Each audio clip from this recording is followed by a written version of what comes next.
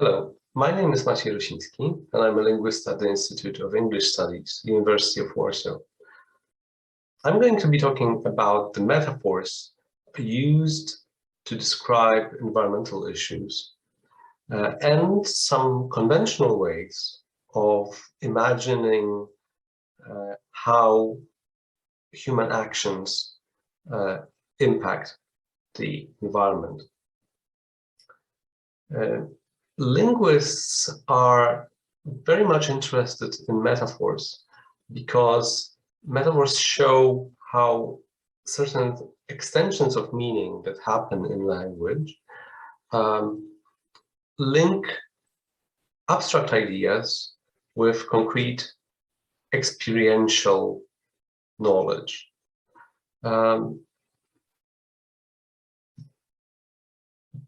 These kind of metaphors are visible both on the level of semantics and on the level of individual words, and they are also visible on the level of a broader understanding of ideas. And hopefully, using some of the examples that I've prepared for this talk, I'll be able to show you how this works in reference to the metaphors of climate change. I'm going to start with a very well-known metaphor of a footprint, which you might know from expressions such as ecological footprint or carbon footprint. But we need to start with the very basic meaning. On the slide, you can see some of the definitions proposed by the Macmillan Dictionary. And number one proposes a mark made by a human or animal foot, especially in a soft surface, such as earth, sand, or snow. And we could combine two ideas here. So we could say that footprint is something that delimits a certain area, but also footprint is something that leaves a mark on a sand, or on a surface, and this mark has a specific area.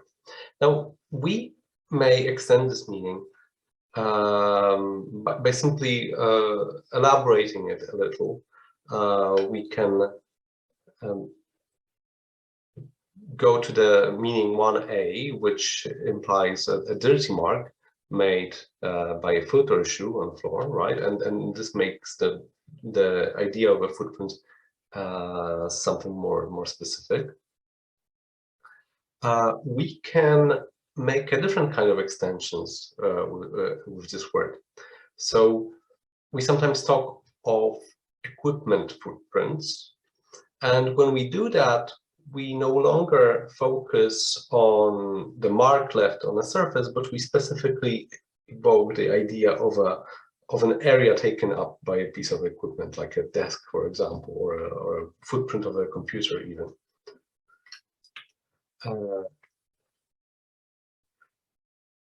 And when we talk about ecological footprints,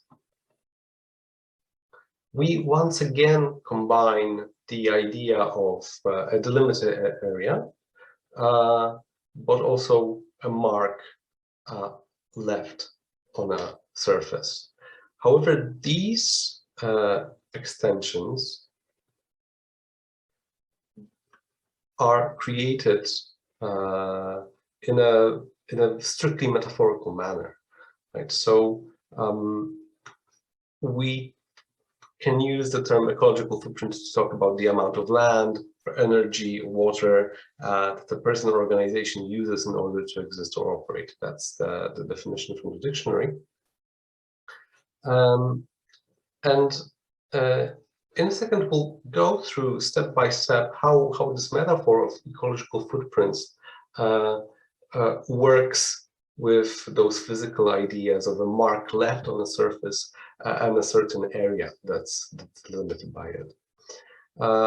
In order to show this, we need to think about what motivates semantic extensions. Why is it a useful idea to think of environmental impact in terms of a mark impressed on the surface or an area taken up by something? And this leads us to the idea of conceptual metaphors and how they are used in linguistics, described in linguistics. So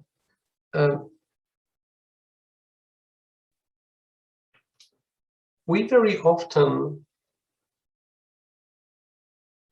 express the idea of an abstract cause by talking about physical forces. And this is used in many kinds of conventional expressions. So we can say, for example, that her argument forced me to change my mind. And here, what her argument did is it caused me to change my mind, but in the sentence is described as a physical force. This kind of language is very common in political discourse as well. So this is an example taken from a news text. Democrats' biggest push for voting rights fails. So here we have the image of a political party pushing something, but this image is used to describe the process of the party wanting to cause its legislation to succeed, right? But it failed, and it failed because later in this article it's stated that Republicans didn't budge. So this is another expression that implies force to some extent, right? So if the Republicans did budge, then it would be it would mean that the use of force was successful, but they didn't budge, they didn't move, so force was used, but it wasn't successful.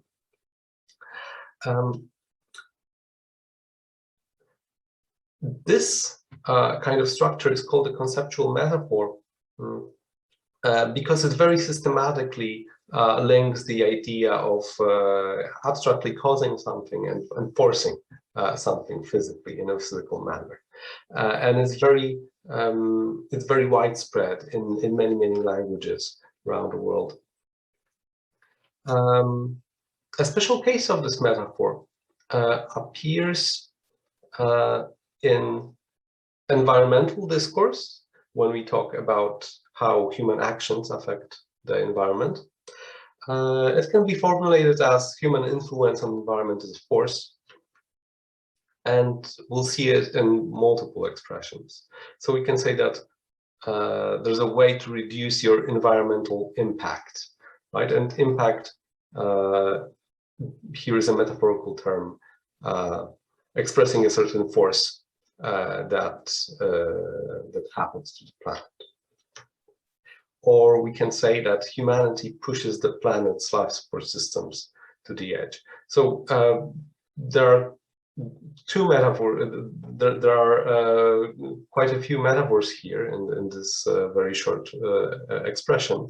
But pushing to the edge is something taken from the general idea of physical force and physical movement, right, in some direction. This kind of expression these kinds of expressions are used to discuss environmental impact, right? Another expression of this sort: humanity was placing too many pressures on the natural world with damaging consequences. So here, placing pressure is a metaphor which is based on the general domain of force, right? Forcing something, and once again, it is used to explain how something is caused by something. In the 90s, William Rees and Matthijs Wackernagel proposed a metaphor of an ecological footprint, and they proposed this metaphor because they wanted to describe how big urban areas and cities, even though they take up a certain amount of land, they actually require far more resources than the land of the city itself. In other words, the city depends on resources which are imported from somewhere, and then the city exports its waste somewhere else. They were trying to explain that in this manner we can view the city as something that that even though the city itself has a certain area, it leaves a footprint of a much bigger size. And this metaphor was created for various reasons. One would be that they wanted to have a measuring device of environmental impact of this sort. But for now, let's focus on how this metaphor works and what does it imply. Why did they choose the term footprint to describe this kind of relationship? Well, first of all, the metaphor is using the idea that footprints take up a certain area, a certain space. So it's a nice way of comparing how big is the city and how much land does it need to function, biologically productive land.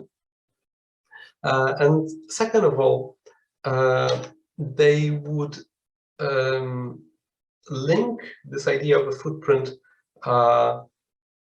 with the idea of a load imposed by a referent population. So through our consumption of resources and through our production of waste, we impose a certain load on the land, on biologically productive land around the world. So their idea of the footprint is strictly linked to this metaphorical image that there is a certain force physically affecting the planet.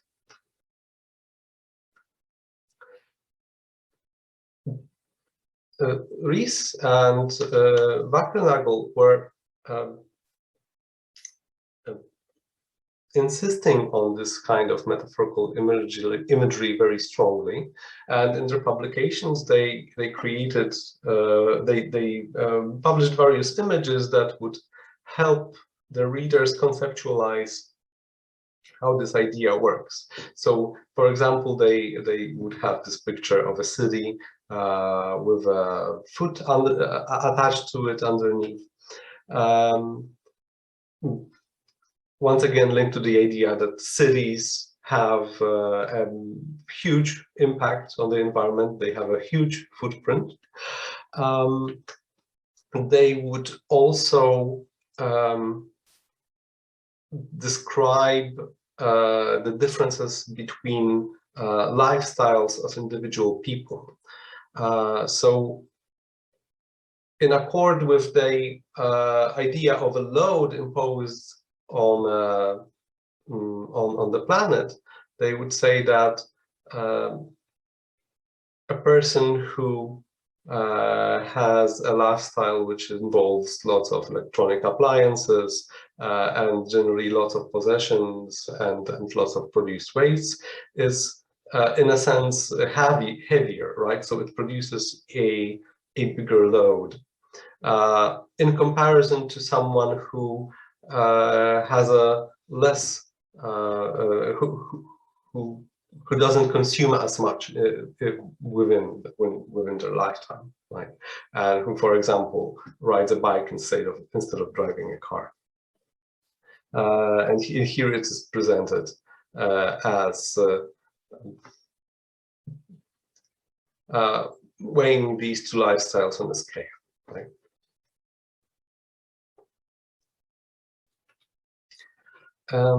So let's talk a little bit about the way metaphors shape concepts, because it's very crucial to realize that metaphors are not only responsible for certain semantic extensions that work on the level of how we use words, but they also have a strict relationship to the way we think about concepts. So the basic idea is this: metaphors allow us to use the source domain knowledge to arrive at conclusions in the target domain. In this particular example, for footprint metaphors, the source domain is our experiential knowledge of physical forces and how actions like walking on soft surfaces work. So that would be the source domain of our knowledge. And this source domain knowledge is applied to the target domain. What constitutes a very interesting finding of cognitive linguistics is that we very often use what we know about the source to arrive at certain conclusions about the target. A few examples of this. So what do we know about footprints? We know that walking leaves marks on surfaces. So we know that someone is always responsible for making a footprint, right? We know if there's some change happening, then we can always link this to someone responsible, right? If we see a footprint. We also know that footprints have a certain area, right? They cover a certain piece of ground.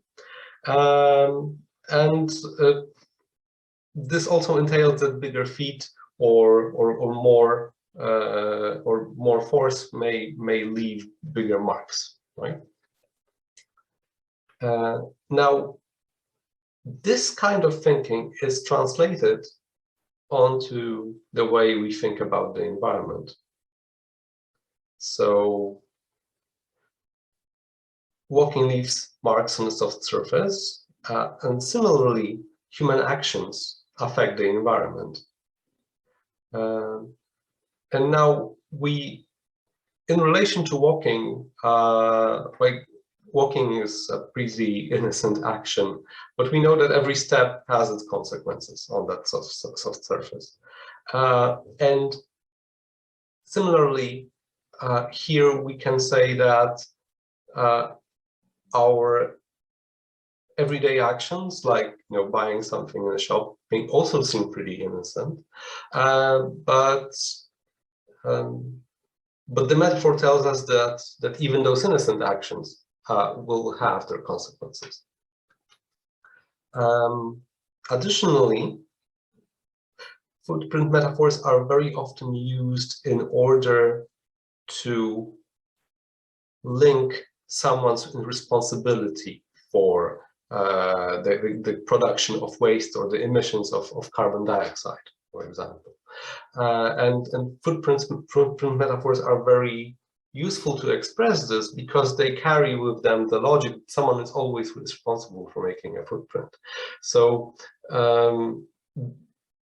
in case of things like carbon footprints, environmental footprints, the question who is responsible might not always be clear, but the metaphor tells us that someone is responsible. Furthermore, footprints have a certain area. This translates under the line of thinking that human actions have a certain measurable magnitude. So more consumption, more waste has a bigger effect on the environment. And in this way, the footprint metaphor gives us a tool for comparing various actions and comparing the impact of what we do. Noticing these kinds of entailments is very useful when we discuss the practices related to the metaphor of the footprint. This is not very popular in Poland specifically, but in many places around the world, you'll find labels on products informing you about the size of the footprint, of the carbon footprint of a given product. So it will inform you about the weight of carbon dioxide that is emitted in the production related to the product and the production process. An organization called the Global Footprint Network has a ecological footprint calculator for any individual that would like to use it, which asks you the question, how many planets do we need if everybody lives like you? So because the ecological footprint is area-based, it translates your consumption and waste production into a piece of land that you need. Even though it's possible to measure footprints of organizations and institutions and companies and countries and cities, quite a lot of practices related to the footprint metaphor are strictly connected to pinpoint responsibility on this individual level, right? Your individual consumption. And that's the reason why you may sometimes come across criticisms pointed at this metaphor. Let me now explain the idea of metaphorical entailments on a different example, something very well known and very well established in the way we talk about climate change. The metaphor of the greenhouse effect. So this metaphor is based on an analogy between the way how glass interacts with solar radiation and how greenhouse gases like carbon dioxide interact with solar radiation. So both glass and carbon dioxide are transparent to solar radiation. That means that the energy of the sun can easily enter Earth's system, and things on the Earth's surface begin to heat up. But when things on the Earth's surface begin to heat up, they start releasing infrared radiation. But neither glass nor carbon dioxide are perfectly transparent to infrared radiation. The thicker the layer of glass, or the more greenhouse gases like carbon dioxide, the less infrared radiation can escape from Earth's system. And this metaphor very nicely explains the mechanism behind global warming, why global temperature is increasing when there is more greenhouse gases in the atmosphere. But it's not without its limitations. So there are even certain things within this model that don't work perfectly. For example, one of the reasons why a greenhouse actually works is that it has all these walls that block the circulation of air within the greenhouse, so air cannot be exchanged with what's outside. Now, this is meaningless when we consider how our planet works, and that there is not much of an outside where air circulation could happen. Right? Another problem with this metaphor is slightly different. So this metaphor doesn't tell us much about the consequences of climate change. It might even lead us to some very superficial conclusions that, for example, because greenhouses are associated with rich vegetation, right? Fruits and vegetables growing in greenhouses, we could think that the greenhouse effect is something actually positive. And this is a problem addressed by many people, including scientists and journalists, wondering whether perhaps it would make more sense to have a different term, like hothouse, for example, where the nice associations wouldn't be so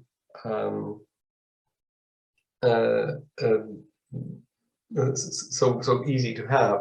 Now, obviously, the problem there would be that a hothouse and a greenhouse are slightly different things, and we couldn't construct this kind of analogy with a hothouse to explain the greenhouse effect.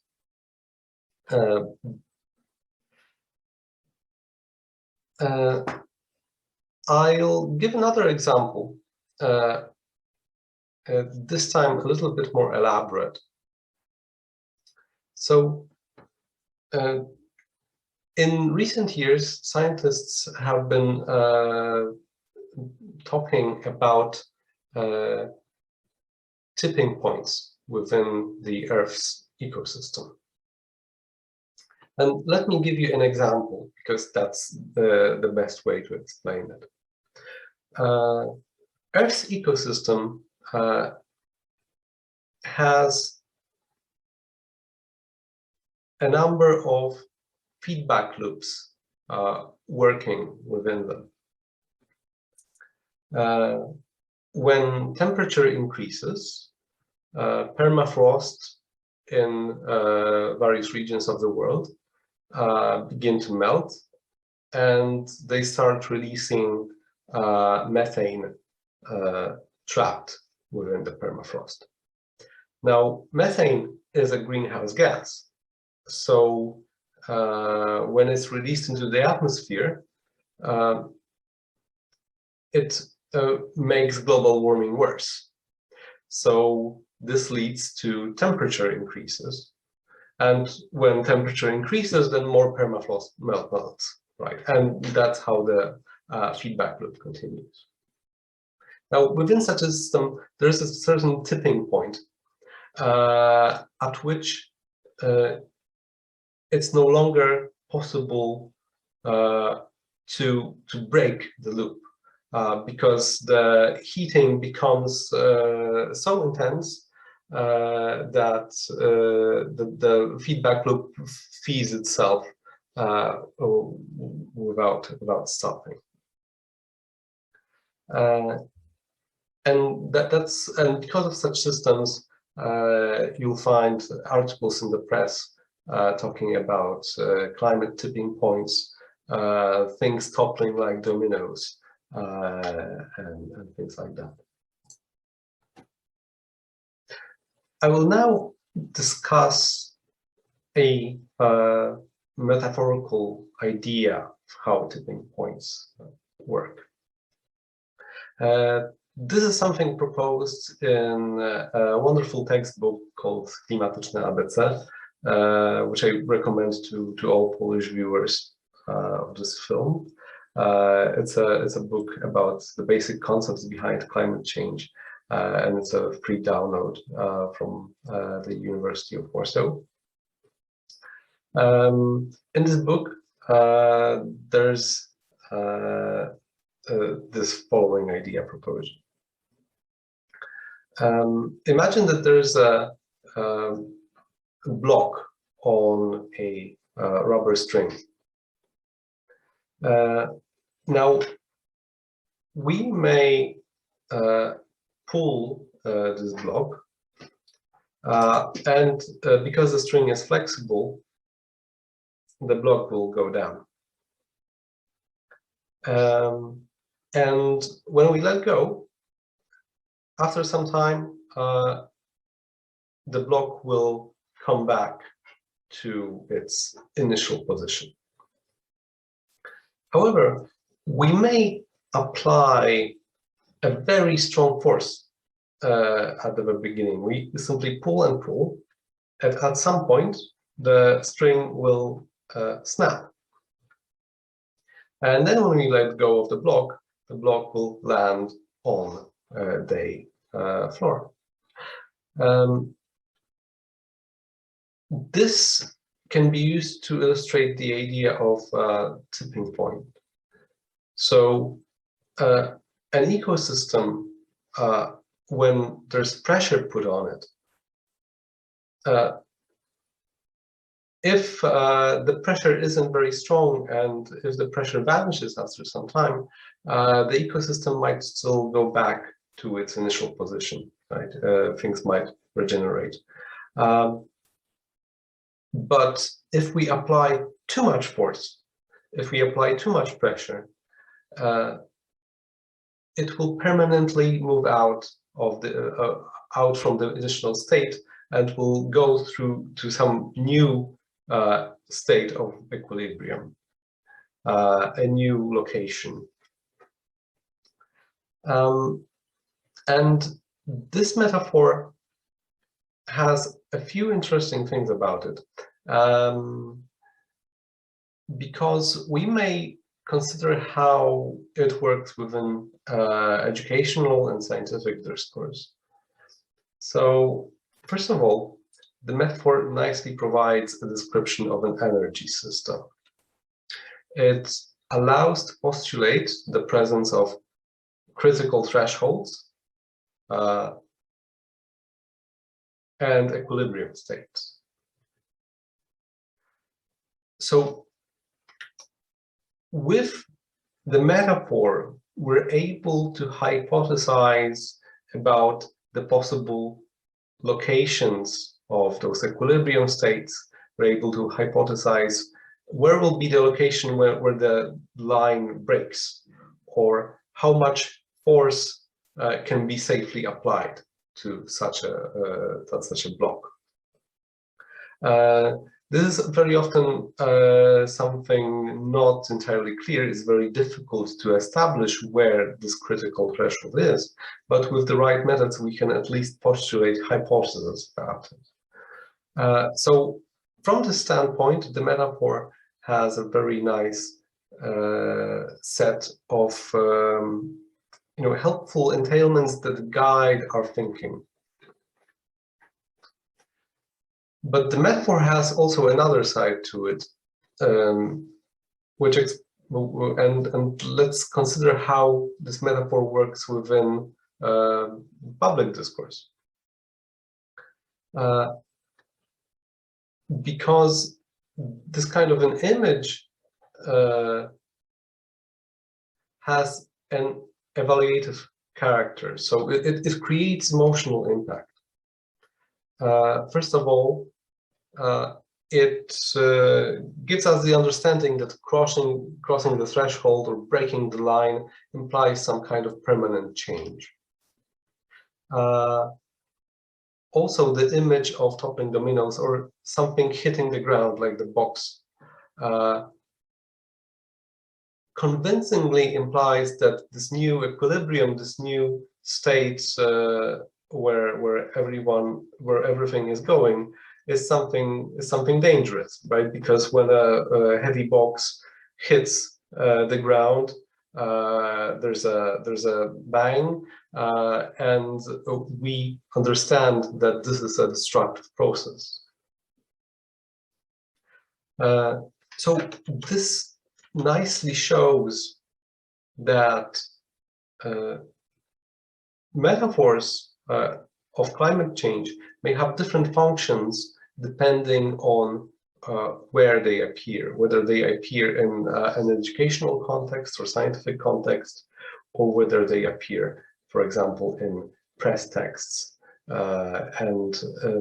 Understanding this is a very crucial point for anyone who deals with the communication of scientific concepts.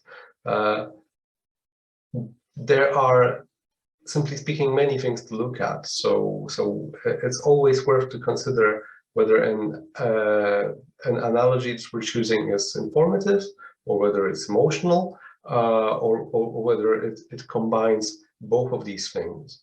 And depending on this, we may decide to choose a particular way of discussing an issue, depending on whether we're addressing a wide audience or a group of students, or whether we're looking for something to help our personal understanding of climate issues. And in the slide, I've prepared a set of references for this talk. So finally, I'd like to thank all the organizers of Anglistów. I'd like to thank all the viewers of this talk, and I hope you find other interesting videos, lectures, or workshops during this evening. Thank you.